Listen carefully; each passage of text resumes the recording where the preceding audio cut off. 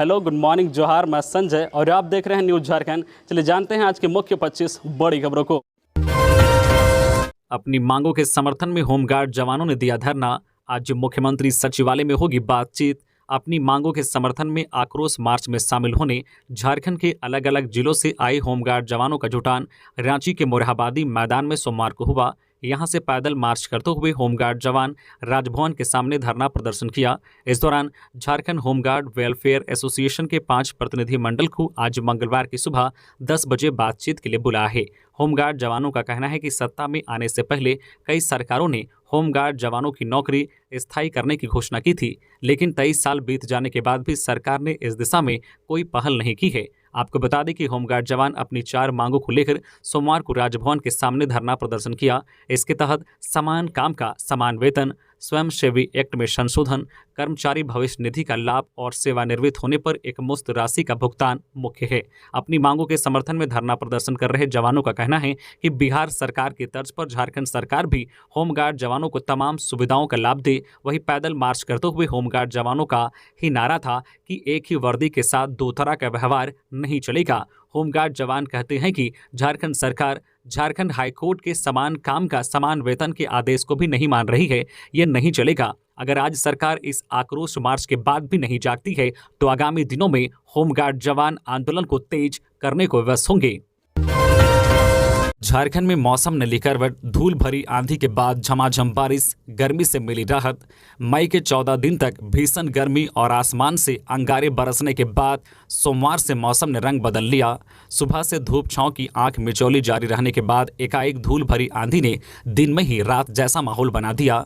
घने बादल छाने से दिन में ही रात हो गई, जिससे गाड़ियों के हेडलाइट जल गए। जोरदार गरज के साथ तेज आंधी हुई।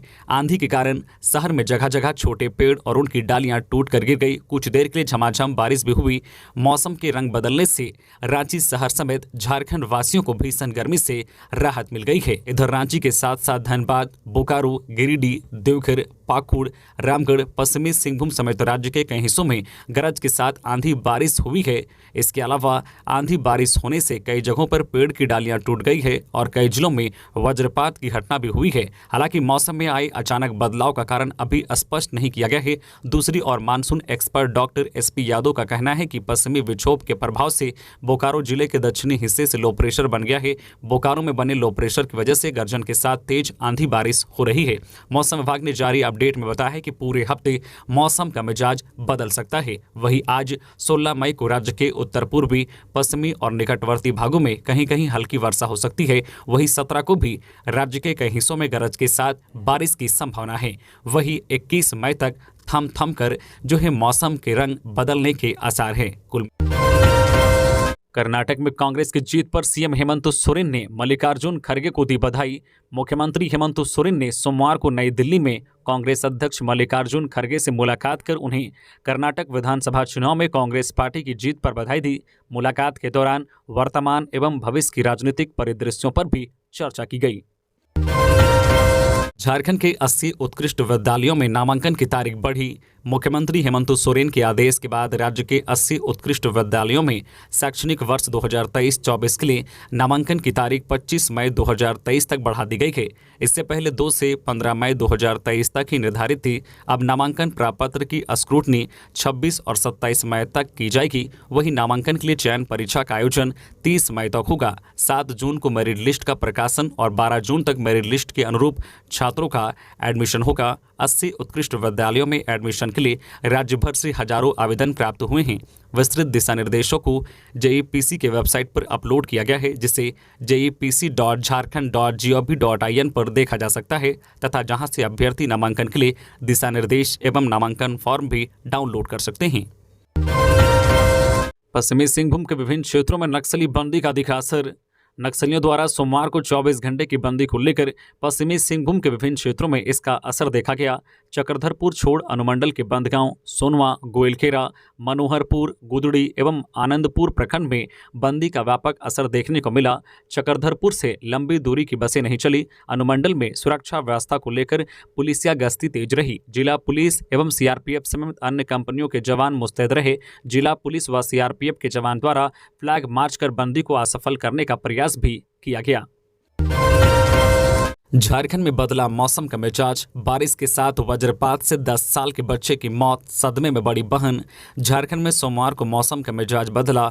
पश्चिमी सिंहभूम में शाम के वक्त तेज आंधी व पानी के साथ बादल गरजने लगे। बारिश के दौरान वज्रपात की चपेट में आकर रवि तांती नामक बच्चे की मौत हो गई। वह 7वीं कक्षा का छात्र था। बताया जा रहा है कि घर की छत में पानी के रिसाव को बंद कर रहा था। इसी दौरान ठनका गिरने से उसकी मौत हो गई। सदमे से उसकी बड़ी बहन की तबीयत बिगड़ गई है।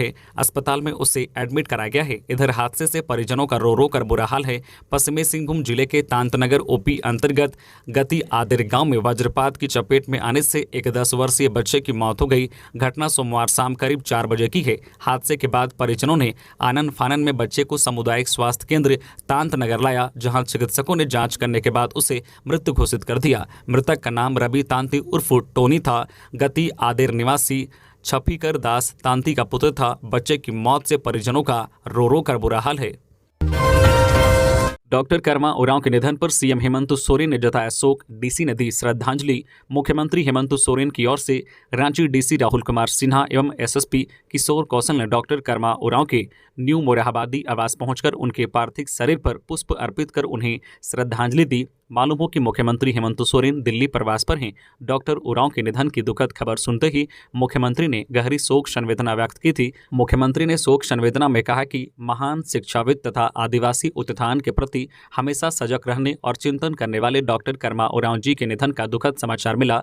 डॉक्टर कर्मा उरांव जी से कई विषयों पर मार्गदर्शन मिलता था। उनके निधन से आज मुझे व्यक्तिगत क्षति हुई है। परमात्मा दिवंगत आत्मा को शांति प्रदान कर शोकाकुल परिजनों को दुख की यह विकट घड़ी सहन करने की शक्ति दे। रांची आएंगी राष्ट्रपति द्रौपदी मुर्मू। दीक्षांत समारोह, नई हाईकोर्ट भवन के उद्घाटन समारोह में शामिल होंगी। तैयारियां तेज। भारतीय सूचना प्रौद्योगिकी संस्थान रांची के दूसरे दीक्षांत समारोह में राष्ट्रपति द्रौपदी मुर्मू शामिल होंगी। इसके लिए राष्ट्रपति भवन से मंजूरी मिल गई है। इस समारोह में शामिल होने राष्ट्रपति 25 मई को रांची आ रही है। समारोह में बीटेक और एमटेक के 2019-23 के करीब 120 विद्यार्थी डिग्री हासिल करेंगे। समारोह में राष्ट्रपति के हाथों से विषयों के टॉपर्स को मेडल दिया जाएगा। राष्ट्रपति इस कार्यक्रम के साथ साथ झारखंड हाईकोर्ट के नए भवन के उद्घाटन समारोह में 24 मई को शामिल होंगी। भारत के मुख्य न्यायाधीश सीजेआई के न्यायमूर्ति डीवाई चंद्रचूड़ और केंद्रीय कानून व न्याय मंत्री किरेन रिजिजू के भी इस कार्यक्रम में शामिल होने की संभावना है। हाईकोर्ट की न्यू ग्रीन बिल्डिंग 72 एकड़ में फैली हुई है। यह सुप्रीम कोर्ट से लगभग 3.5 गुना बड़ी है। सुप्रीम कोर्ट का मुख्य भवन लगभग 17 एकड़ में फैला है। पाकुड़ में फर्नीचर की एक दुकान में लगी भीषण आग। दमकल कर्मियों के पहुंचने से पहले ही सब कुछ जलकर हुआ खाक। पाकुड़ के मौलाना अबुल कलाम चौक पर स्थित राहुल हुसैन के फर्नीचर दुकान में सोमवार तड़के सुबह करीब 3 बजे आग लग गई। आग लगी कि इस घटना में करीब 8 से 10 लाख रुपए का नुकसान हुआ है। हालांकि आग लगने का कारण पता नहीं चल पाया है। दुकान मालिक ने बताया कि प्रतिदिन की तरह वह दुकान बंद कर घर चला गया था। अहल सुबह करीब 3 बजे मुफस्सिल थाना पुलिस के माध्यम से सूचना मिली कि उनकी दुकान में आग लग गई है। दुकान धू धू कर जल रहा था।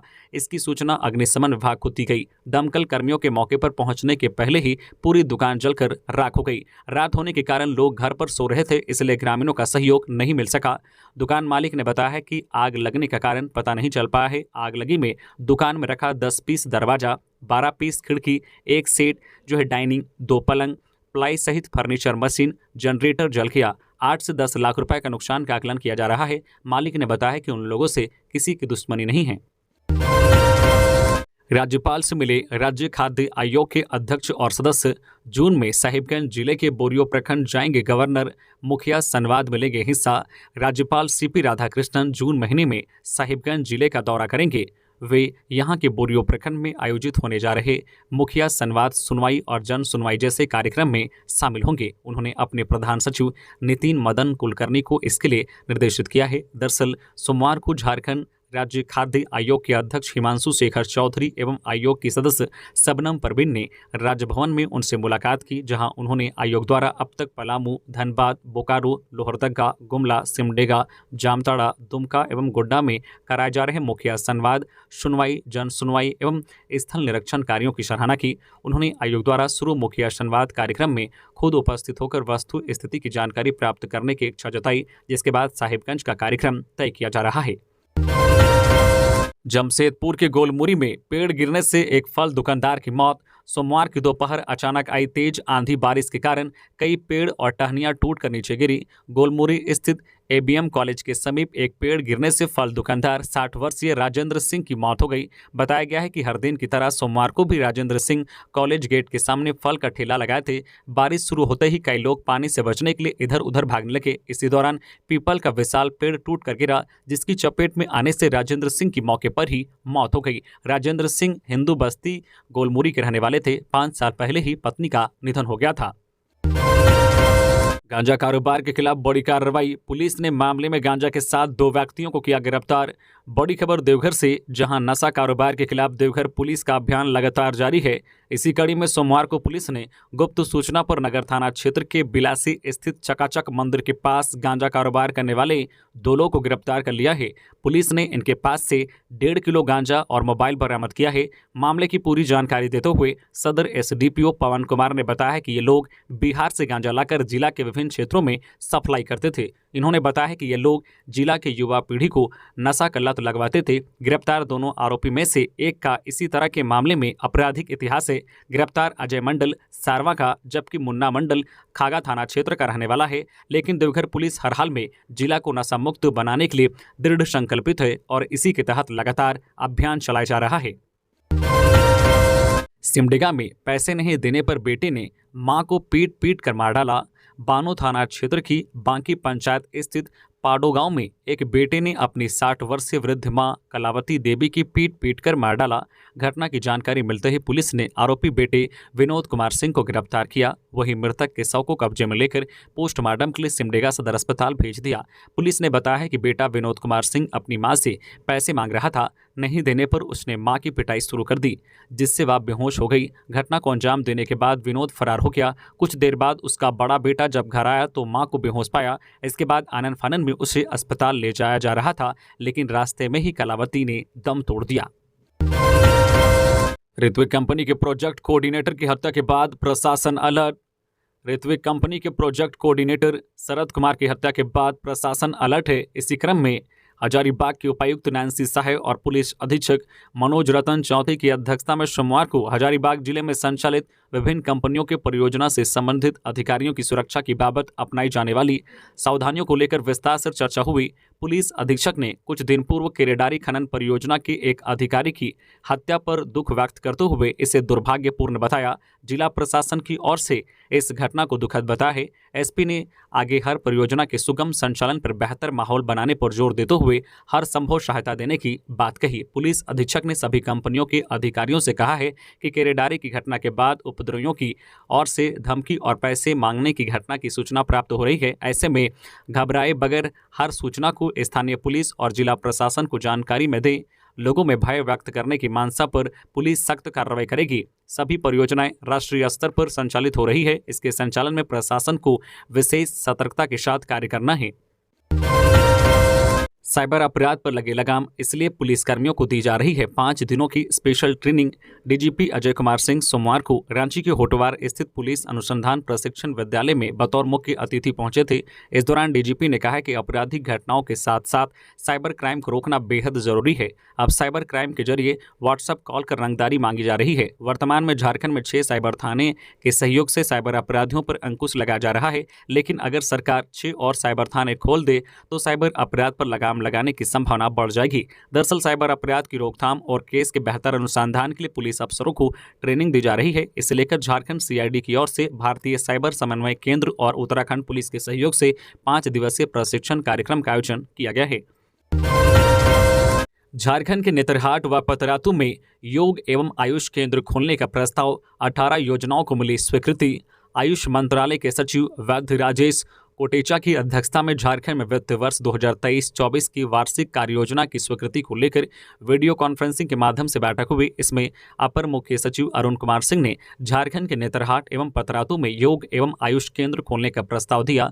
झारखंड आयुष को लेकर कुल 159.36 करोड़ की राशि की कुल 4 नई योजनाएं सहित 18 योजनाओं की स्वीकृति प्रदान की गई। पिछले वर्ष भी भारत सरकार के द्वारा 50 स्यायुक्त आयुष धनवंतरी अस्पताल रांची एवं पूर्वी सिंहभूम तथा 5 से आयुक्त आयुष धन्वंतरी अस्पताल गुमला, पलामू, देवघर, दुमका एवं बोकारो जिले में स्वीकृति की गई थी। आयुष मंत्रालय का लक्ष्य है कि राज्य के ग्रामीण क्षेत्रों के अंतिम व्यक्ति तक आयुष चिकित्सा पहुंचने के लिए 745 आयुष केंद्र एवं वेलनेस सेंटर खोलना है। अब तक 550 Ayush health and wellness centre खोले जा चुके हैं। शेष Ayush health and wellness centre सितंबर 2023 तक खोले जाएंगे। बिहार और झारखंड के 2 हार्डकोर नक्सलियों ने औरंगाबाद में किया आत्मसमर्पण। कई सालों से थी तलाश। नक्सल प्रभावित औरंगाबाद जिले में बिहार और झारखंड के 2 हार्डकोर नक्सलियों गोरा यादव और विधि विरुद्ध किशोर ने सोमवार को पुलिस प्रशासन के समक्ष आत्मसमर्पण कर दिया। पुलिस अधीक्षक स्वप्नाजी मेसरा ने बताया है कि एक नागरिक और कोबरा बटालियन के 2 जवानों की हत्या मामले में दोनों नक्सली संलिप्त थे। हार्डकोर नक्सलियों के विरुद्ध सुरक्षा बलों की लगातार कार्रवाई और आत्मसमर्पण सह पुनर्वास नीति से प्रभावित होकर सोमवार को दोनों ने आत्मसमर्पण किया। स्वप्नाजी मेसराम ने कहा कि दोनों हार्डकोर नक्सली औरंगाबाद जिला सहित आसपास के जिलों के दर्जनों कांडों में फरार चल रहे थे। इनके द्वारा अपने साथियों के साथ मिलकर कई जघन्य कांडों को अंजाम दिया गया था। आत्मसमर्पण किए दोनों हार्डकोर नक्सलियों से अन्य नक्सली कांडों में संलिप्त के संबंध में पूछताछ की जा रही है। दोनों नक्सलियों ने एक SLR राइफल मैगजीन के साथ 53 राउंड गोली और एक कट्टा के साथ आत्मसमर्पण किया है। उन्होंने बताया कि झारखंड राज्य में भी इसके विरुद्ध कांड दर्ज होने की संभावना है। इस संबंध में जानकारी के लिए झारखंड पुलिस से संपर्क किया जा रहा है। गढ़वा की रंका में नाबालिग को अगवा कर सामूहिक दुष्कर्म, नाबालिग सहित 5 आरोपी गिरफ्तार।